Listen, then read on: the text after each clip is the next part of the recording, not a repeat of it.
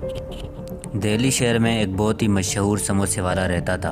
उस समोसे के दुकान के बिल्कुल सामने एक बहुत ही बड़ी कंपनी थी, जिसके सारे एम्प्लॉयज़ लंच के टाइम समोसे वाले के पास आते और उसके समोसे की बड़ी तारीफ़ करते और समोसा खा के अपने काम की तरफ चल पड़ते। एक मर्तबा उस कंपनी का मैनेजर उस समोसे वाले के पास आया और समोसे खाते खाते मजाक में समोसे वाले को कहा, यार राजू, तुमने अपनी शॉप को बहुत अच्छी तरीके से मैनेज किया हुआ है। तुम्हें नहीं लगता कि तुझ में बहुत ही अच्छी मैनेजमेंट स्किल्स हैं और तुम अपना टाइम यहाँ वेस्ट कर रहे हो, वो भी सिर्फ समोसा बेच के?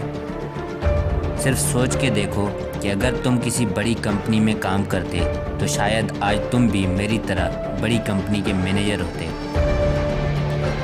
समोसे वाला मुस्कुराने लगा और बोला, सर, मेरे ख्याल से मेरा काम आपकी जॉब से अच्छा है, क्योंकि 10 साल पहले जब मैं एक टोकरी पे समोसा बेचता था उस टाइम आपको ये जॉब मिली थी। उस टाइम मैं 1000 पर मंथ कमाता था और आप 10,000 पर मंथ। इन 10 सालों में आपने भी तरक्की की है और मैंने भी।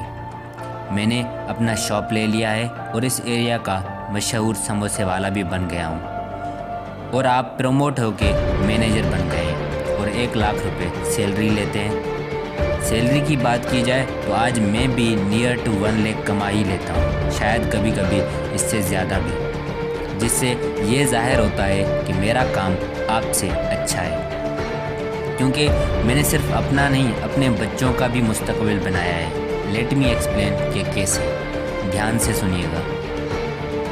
जब मैंने बिज़नेस स्टार्ट किया था तो मेरे पास पैसे नहीं थे और मैंने ज़ीरो से बिज़नेस स्टार्ट किया था, लेकिन मेरे बेटे के साथ ऐसा नहीं होगा। उसे एक इस्टेब्लिश्ड बिज़नेस मिलेगा। पर अगर तुम्हारी बात की जाए तो फ्यूचर में इसका फ़ायदा तुम्हारे बॉस के बेटे उठाएंगे, तुम्हारे बेटे नहीं।